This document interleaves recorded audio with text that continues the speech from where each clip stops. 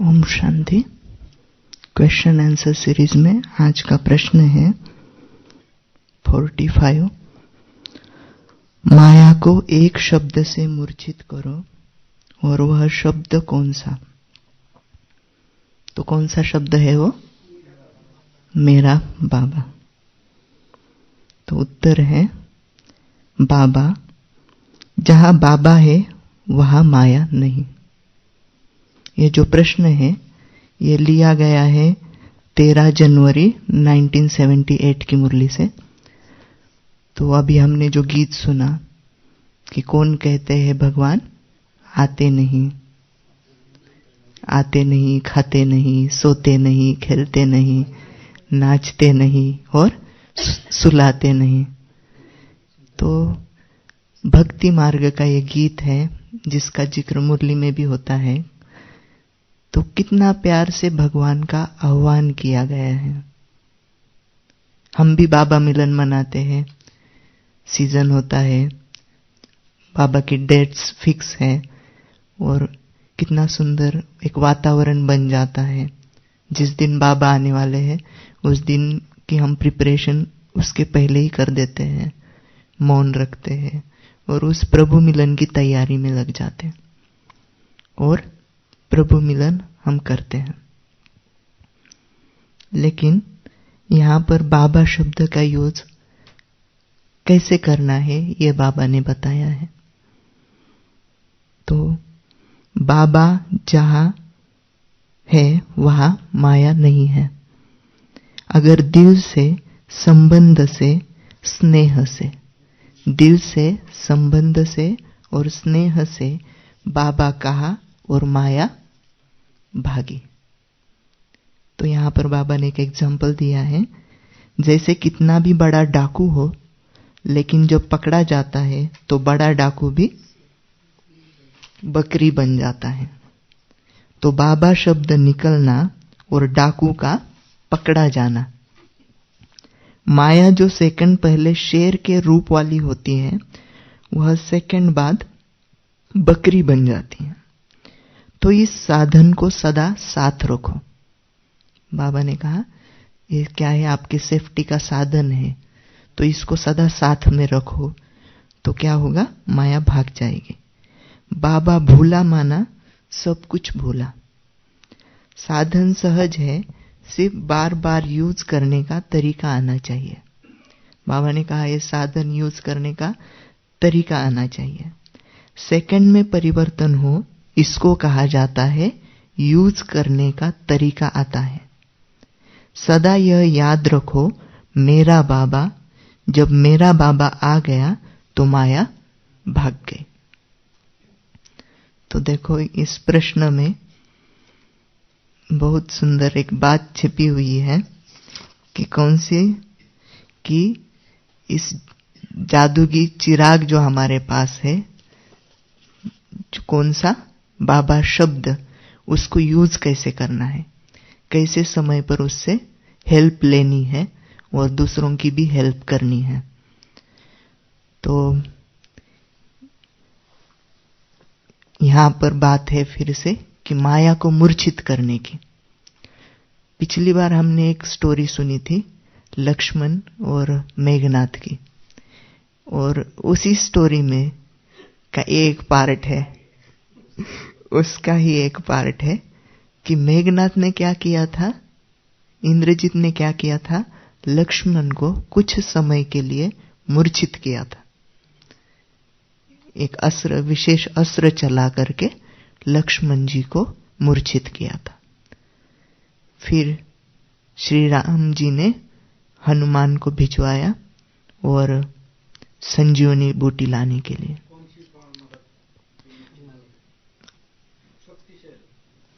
शक्तिशैल, इस बाण का, इस अस्त्र का यूज करके लक्ष्मण को मेघनाथ ने मूर्छित किया था। तो मूर्छित होना माना ही अपने लक्ष्य से हट जाना। हम मूर्छित कब होते हैं? जब अपने लक्ष्य से हट जाते हैं। तो फिर श्री राम जी को क्या करना पड़ता है? संजीवनी बूटी लानी पड़ती है। वही हनुमान जी के द्वारा, वो तो सेवाधारी है ना। करण करावन हार तो श्री राम है। तो श्री राम जी ने क्या किया, सेवाधारी को भेजा हनुमान जी को, और संजीवनी बूटी लाई। तो आज बाबा हमें विधि सिखा रहे हैं। अब समय अभी जो है माया को मूर्छित करने का है। अभी हमें मूर्छित नहीं होना है, अभी माया को मूर्छित करना है। और फिर जैसे ही संजीवनी बूटी लाई गई और फिर लक्ष्मण जी मूर्छित से सुरजित हो गए और फिर मेघनाथ पर विजय प्राप्त किया। जो रावण का प्रथम कौन था, सेनानी था, जिसको रावण ने पहले ही युद्ध में भेजा था अपने पुत्र को, और ये पहली विजय थी। तो पहली विजय अगर हमें प्राप्त करनी है तो कौन सा शब्द यूज करना है, बाबा। सिर्फ बाबा नहीं, मेरा बाबा। तो बाबा ने हमारे साथ प्रॉमिस किया हुआ है। जब नए लोग हमारे सामने आते हैं तो हम उनको बड़े नशे से उनको ये बात बताते हैं कि श्रीमद् भगवद गीता में भगवान ने हमारे साथ ये प्रॉमिस किया है, यदा यदा हि धर्मस्य ग्लानिर्भवति भारतः तदात्मानं सृजाम्यहम्। इस श्लोक का अर्थ हम उनको बताते हैं कि भारत में जब जब अति ग्लानि होती है धर्म की, तब तब मैं आता हूं। ये भगवान का प्रॉमिस है और भगवान इस धरती पर आ चुके हैं, हम उनको बताते हैं। लेकिन हम जानते हैं बाबा को कैसे आह्वान किया जाए और बाबा को कैसे बुलाया जाए। जब कोई सिचुएशन आती है, परिस्थिति आती है, तभी उस बाबा को बुलाना चाहिए। जब बहुत बीमार है, हे बाबा, हे भगवान आ जाओ। मैंने हॉस्पिटल में एक बुजुर्ग भाई जी थे, उनके साथ था आईसीयू में। तो वहां और भी पेशेंट थे, उनकी भी सर्जरी हुई थी, जो अपने भाई की भी हुई थी। लेकिन मैं देख रहा था उन लोगों को, वो तड़फ रहे थे, हे भगवान, हे ईश्वर, उनके मुख से आवाज आ रही थी। फिर मैंने जो दादाजी थे उनको पूछा कि वो क्यों इतना चिल्ला रहे। तो उन्होंने कहा उनको दर्द हो रहा है। फिर मैंने कहा आपको भी तो हो रहा है, आपकी भी तो सेम सर्जरी हुई है। तो वो मुस्कुराए, उन्होंने कहा बाबा है ना। मना इतना डिफरेंस मैंने देखा। सेम सर्जरी हुई है, सेम एज है पेशेंट का, लेकिन वो व्यक्ति चिल्ला रहा है, हे भगवान, हे ईश्वर। और जो अपना पेशेंट है वो बाबा की याद में मुस्कुरा रहा है, कोई दर्द नहीं, जैसे कि उनको और एक बीमारी हुई है मुस्कुराने की। माना ये प्रैक्टिकल अनुभव मैंने देखा कि जब बाबा साथ में है तो कितना भी बड़ा दुख है, दर्द है, उससे बाबा छुड़ा देता है। तो इस हाँ, तो हमें सिर्फ समय, वो जो ताकत बाबा देता है, तो केवल परिस्थिति, शरीर की बीमारी या एग्जाम, जो परीक्षा को जाना ही है, एग्जाम हॉल में एंटर करना ही है, तब बाबा याद आए, नहीं। जब हमारे ऊपर कोई परिस्थिति नहीं है, सिचुएशन नहीं है, तभी भी हम भगवान का कितने प्यार से आह्वान कर सकते हैं। अभी हमने गीत में सुना। तो फिर बाबा का बुलाने की आवश्यकता नहीं पड़ेगी, वो सदैव हमारे साथ रहेंगे और माया दूर से ही भाग जाएंगी। तो मेरा प्रैक्टिकल भी अनुभव है कि जब मैं स्कूल में था 5th स्टैंडर्ड में, तो जब मेरी एग्जाम होने जा रही थी, वाइवा एग्जाम इंग्लिश की, तो बहुत डर लगा अंदर से कि अब क्या होगा। तो आंखें बंद हुई और अंदर से निकला कि बाबा प्लीज, कि जब अब मेरा नंबर अनाउंस होने वाला है कि नंबर और कमलेश अभी आ जाओ, हाजिर हो जाओ। तो मैंने बाबा को याद किया और उसी समय टीचर का ध्यान उन बच्चों पर गया कि जो मस्ती कर रहे थे। उन्होंने कहा अच्छा, तो अभी आपकी एग्जाम होगी। जबकि उनका नंबर तो लास्ट में था, सीरियल ही चल रहा था। लेकिन इस सीरियल को भी कैसे बाबा ने मोड़ दिया और दिल में एक खुशी हुई और थैंक्स बाबा निकला। और जो मेरे बाजू में मेरे फ्रेंड्स बैठे थे, उन्होंने भी देखा कि सचमुच इसके शिव बाबा ने तो इसको बचा लिया। वो वाइवा हुआ, लेकिन टाइम मिला ना, मुझे टाइम मिला। उस दिन नहीं हुआ जिस दिन होना था। तो ये है मेरे बचपन के अनुभव। एक बार टीचर ने एक्चुअली जो शुद्ध लेखन लिखना होता है कि रोज लिख के लाना होता है 10 लाइन, तो उस शुद्ध लेखन चेक करने के लिए अगर टीचर चेक करे रोज का रोज, तो 70 स्टूडेंट है, पूरा पीरियड ही उसमें चला जाएगा। तो उन्होंने क्या किया था, हर लाइन का एक मॉनिटर तय किया था। वो मॉनिटर उस लाइन की चेक करेगा है और अपनी खुद की डायरी टीचर के सामने रखेगा। तो मैंने अपने लाइन की चेक करवा दी, मैं मॉनिटर था क्योंकि मेरा हैंड राइटिंग अच्छा था। तो फिर मैंने अपनी लाइन का चेक किया और अपनी डायरी लेके टीचर के पास गया और कान में बता दिया कि आज है ना, मैंने नहीं लिखा है, लेकिन मैं कल लिख के लाऊंगा, और आपको तो पता ही है मेरा हैंड राइटिंग अच्छा है। तो टीचर मुस्कुराई और फिर बाद में मेरे फ्रेंड ने देख लिया कि अरे इसने तो लिखा भी नहीं है और मार भी नहीं खाई है, ऐसे कैसे हुआ। तो वो गया टीचर के पास, तो टीचर बोलती है वो कल बीमार था ना इसलिए नहीं लिखा। तो ये बाबा शब्द ने बहुत बार बचाया है। बात छोटी है या बड़ी है, विघन बड़ा है या छोटा है, तो ये बाबा शब्द हमें बचा ही देता है। तो ये बाबा शब्द कि जैसे राम और रावण की कहानी हम सुनते हैं कि राम जब रावण की तरफ श्रीलंका में जाना होता है, तो बीच में तो पानी होता है लंका, तो वहां पर जाने के लिए बीच में समंदर है, तो उनको क्या बनाना था, सेतु बनाना था। तो वो क्या कर रहे थे, हर पत्थर पर राम लिख करके पानी में डाल रहे थे और पत्थर तो तैर रहा था। तो ये न्यूज, उस समय भी मीडिया बड़ा तेज था, तो ये न्यूज रावण तक पहुंच जाती है। तो रावण तक एक बात पहुंच जाती है, तो रावण बोलते हैं अच्छा ऐसा क्या हो रहा है, मेरा भी नाम लिखने से पत्थर तैरेगा, क्यों नहीं तैरेगा। तो वो जाते हैं समंदर किनारे और रावण लिखते हैं, पत्थर उठा के पानी में डालते हैं और पत्थर तैर जाता है। सब आश्चर्यचकित हो जाते हैं। रावण की जय जयकार करते हैं असुर और चले जाते हैं।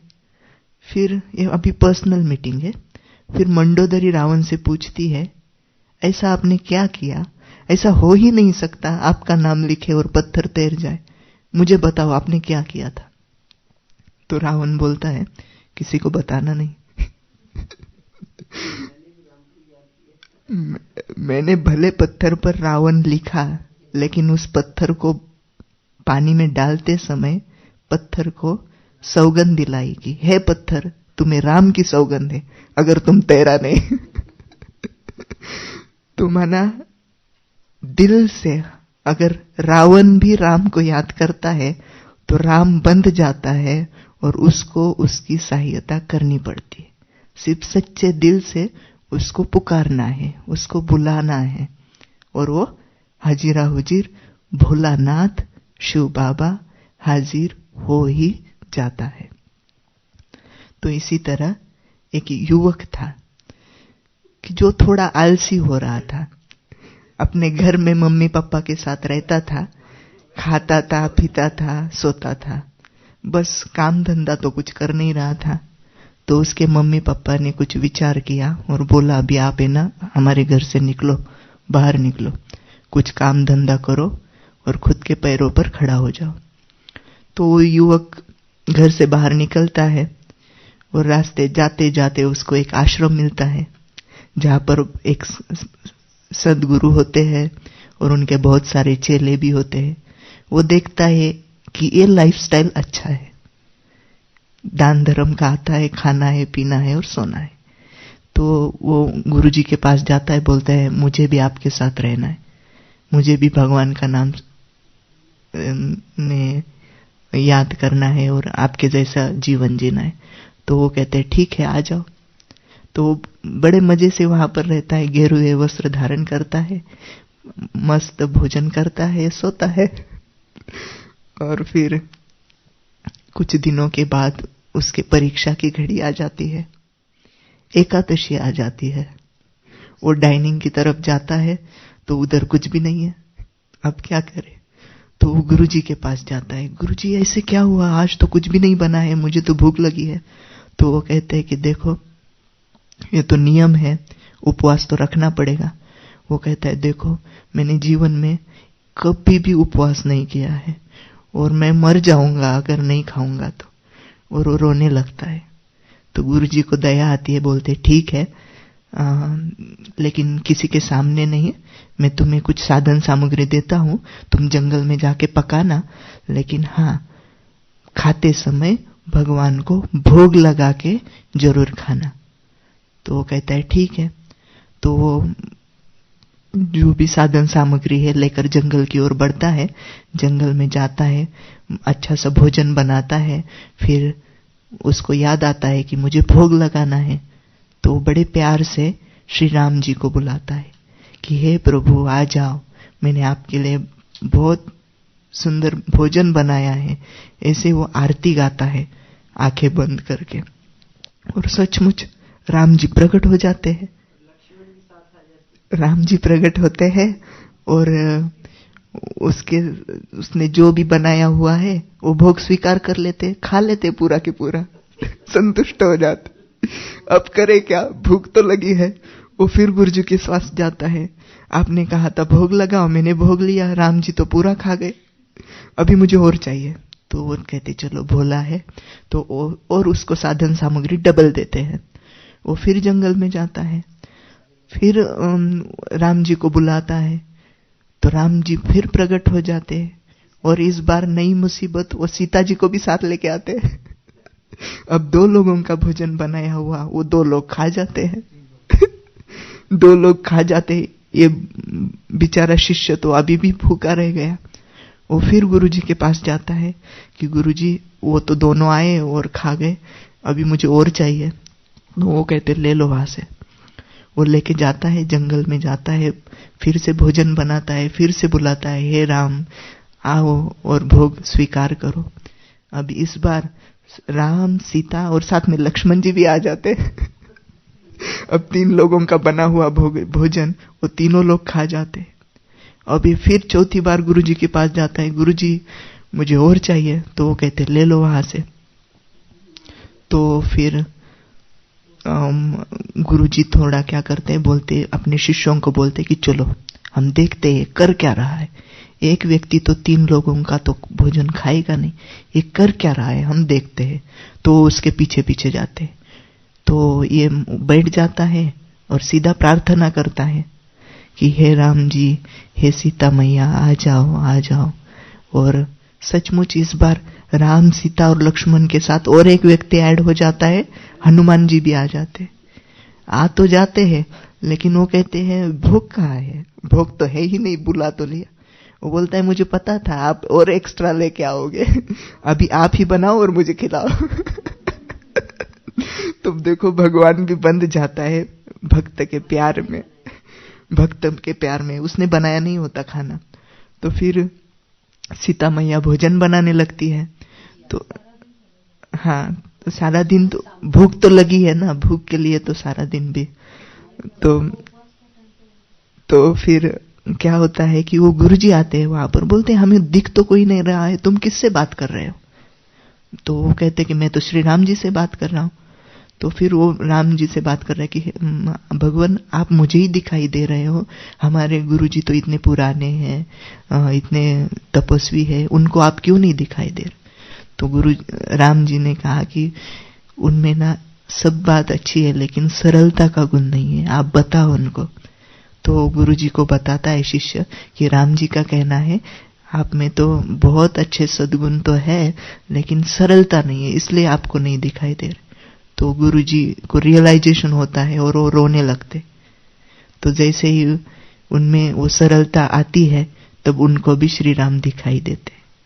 तो देखो भक्ति मार्ग की ऐसी कहानियां हैं कि भगवान बुलाता है लेकिन बुलाने के लिए क्या चाहिए, क्लीन और क्लियर चाहिए हार्ट, बुलाने वाला हार्ट। हाँ, तो कोई भी अगर कंडीशन है बीच में, तो नहीं आएगा।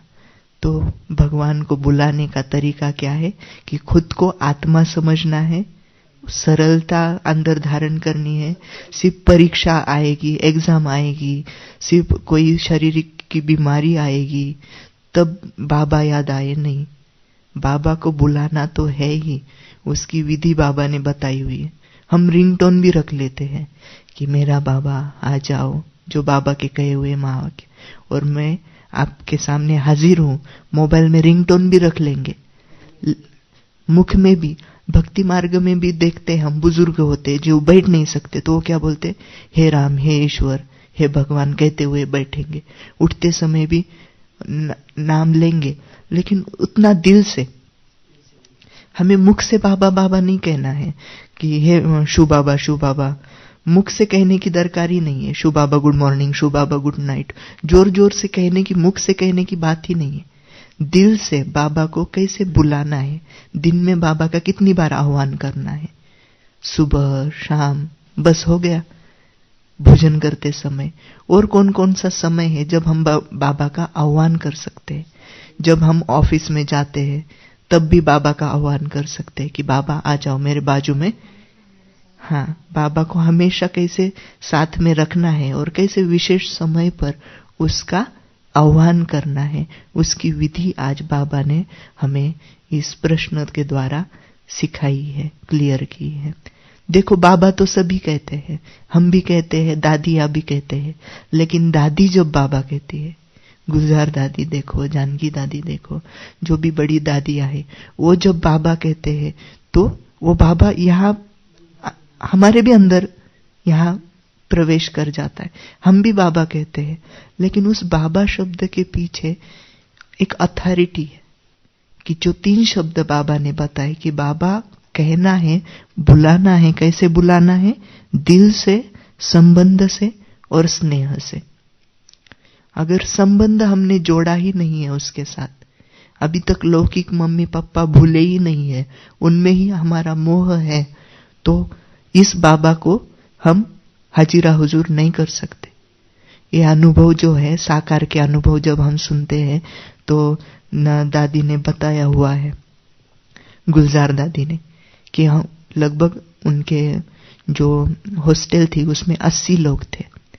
उनकी ब्रह्मा बाबा ने कैसी पालना की, मम्मा बाबा ने कैसे पालना की, वो अनुभव वो शेयर करती है कि एक एक की मच्छरदानी में आकर वो देखते थे कि मच्छर है क्या अंदर, उनसे हैंडशेक करते थे, उनको गुड नाइट करते थे, उनके साथ प्यार से गुड नाइट करके उनको सुलाते थे।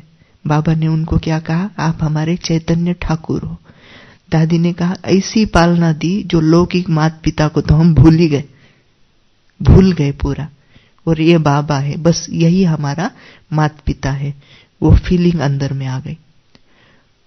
तो बाबा ने उनसे जो तपस्या करवाई, बाबा ने उनको जो पक्का करवाया, तो हमें भी वो अभ्यास करना है। बाबा हमारे भी मच्छरदानी में मच्छर है क्या देखने के लिए आएंगे, लेकिन उसके लिए हमें क्या बनना पड़ेगा, पहले तो बच्चा बनना पड़ेगा। तो और अपने आप को आत्मा समझकर उसके सामने बैठना पड़ेगा, तभी वो बाबा आएगा और हमारी पालना करेगा। और जो भी मच्छर है काट रहे हैं उनको देखो, जब छोटी समस्या आती है तो हम क्या कहते हैं, मम्मी, माँ याद आती है। कांटा चुभा या कुछ छोटी सी समस्या आई तो हम बोलते हैं मम्मी।